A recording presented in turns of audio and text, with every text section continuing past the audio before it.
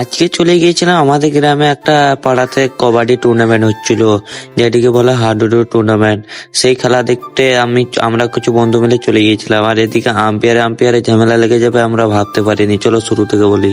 এই যে দেখতে পাচ্ছ বাচ্চারা, তারা কিন্তু আমার আইফোনে ভিডিও করছে বলে আইফোনটা দেখার জন্য কি করছে দেখো, শুধু চুম্বো দিচ্ছে। তারপরে দেখি চলে গিয়েছিল আমাদের সে হাসান বডি বিল্ডার, সে কিন্তু ভয়ে পালিয়ে এসেছে।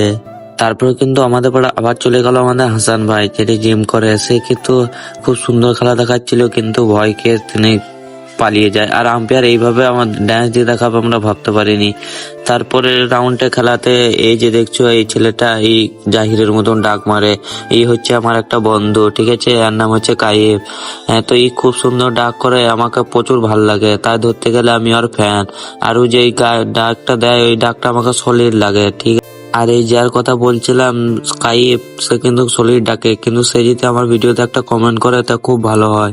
কাইফ দাদা, তুমি একটা আমাকে কমেন্ট করো।